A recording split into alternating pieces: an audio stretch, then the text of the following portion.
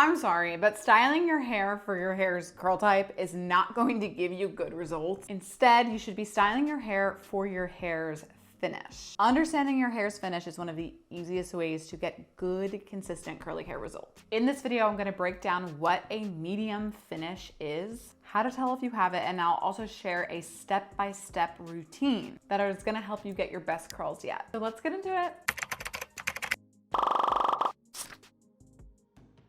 Hey guys, welcome back to my channel. If you're new here, I'm Barbie. I'm a curl coach and I've been helping curlies understand, style, and love their natural texture since 2020. Done all this through my educational videos and through my curly hair subscription, Curls Monthly. I've helped curlies to embrace their natural texture and find a routine that actually works. Each month, the Curls Monthly delivers 5 curly hair products starting at just $28 a month. So if you're ready to simplify your routine, discover curl products that your hair is gonna love, and get real curl education along the way, I'm gonna drop the link below to subscribe to Curls Monthly. I would love to help you with your curls. So what is a hair finish? You probably don't know because I recently came up with this term after, like I said, working with people since 2020. I kind of had this method of approaching curly hair care. I didn't really know what it was. And I was like, I need to systemize this because I think that I've cracked the code. Your hair's finish is the natural look and feel of your hair strands once your hair is fully dry. Think of it as your hair's final appearance. And the best part is that it's so much easier to figure out your hair's finish than it is to figure out your curl type or your porosity, because you can actually just tell by looking in the mirror and touching your curly hair what type of hair finish you have. It's just a more practical way to figure out what products and techniques work for you. So there's 3 main types of hair finishes. A medium hair finish, which is what this video is about, and I have an entire video breaking down all 3 finishes. So if you wanna know about each finish, be sure to check that out. But here's how to tell if you have a medium finish to your hair. 1,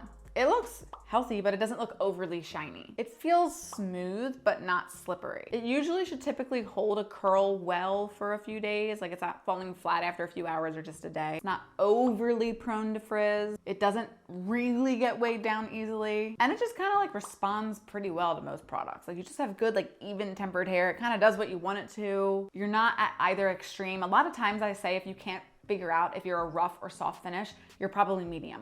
Or if you have aspects of rough finish and soft finish, you're also probably medium. The goal for medium hair is to simply just figure out what you prefer, definition or volume. Medium hair of all hair really benefits from what I call intuitive curl care, which is another signature method that I created that's basically listening into your curly hair. So basically, if you have hair that is medium and you prefer volume, you're gonna do more things that somebody with a soft finished hair would do. Again, check out my soft finished hair video for all the info on that. If you're somebody with medium hair and you prefer definition, you're gonna do more things from the rough hair side of the spectrum. I also have a video on that. Also watch that. But it's kind of finding that perfect Goldilocks balance of how much of the soft do I use versus how much of the rough do I use, and you kind of have to mix and match and plug and play both types of routine to find your perfect routine. So in some way, medium finish is easier because you kind of can do anything and it kind of can look good, but in other ways, medium finish hair is harder because it's a little bit more guesswork than just being soft or rough. So here is my step-by-step routine for medium finish hair. Just so you know, I consider myself having a medium to rough finish. So my hair's not perfectly medium. I'm gonna be doing a medium routine and I can get it to look pretty good. But my hair's more medium to rough, so I pull more tips from the rough than more tips from the soft. Although I do pull a few tips from the soft for that volume. Step 1, you always wanna start on clean hair. I double shampooed and then used a more volumizing conditioner. Step 2, again with that Goldilocks thing, you wanna start with wet hair. Not damp, not towel dried, but also not dripping wet, just wet. On that wet hair, you're either going to pull a leave-in conditioner if you want more volume, or pull a curl cream if you want more definition. Because I'm going for more volume, I'm gonna pull a leave-in conditioner. So I'm literally just raking it in, focusing it on my mids and my ends, and then brushing it through so it touches every hair strand. Step 4, I like to section my hair off just for ample product coverage. You can definitely skip this step if you want a more simplified routine. Step 5, reach for either a mousse or a gel. Today, I'm going to use the Odele Curl Defining Gel. This full size just entered the Curls Monthly product vault in February 2026. So I'm just gonna rake this through each section and scrunch. This gel is great for shine. This is a shiny gel. It's gonna give you a crunch-free hold. It's a medium hold. It's gonna really provide a nice glossy finish. And it actually has heat protection up to 450 degrees, which I love. This full-size product is typically $11.99, and you can easily get it at Target, CVS, and Ulta.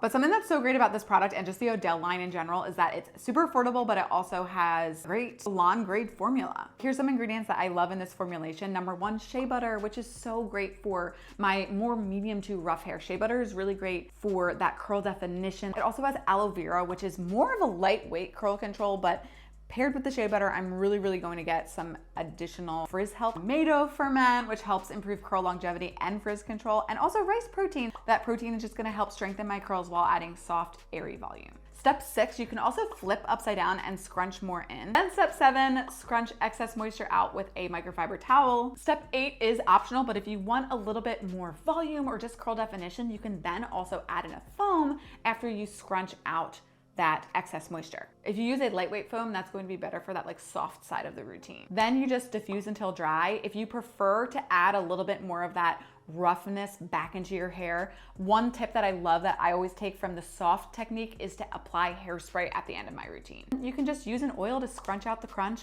You don't have to use the oil, especially if your hair does get weighed down more easily. But if you side on the rough side like I do, you would want to use an oil at the end of your routine to lock in the moisture. And here are the finished results. They look so great, defined, and the shine is unmatched. All right, curlies, that is everything that you need to know about a medium hair finish. Definitely check out Odele's defining gel in this month's Curls Monthly and drop your medium hair questions below. I would love to answer them. See ya.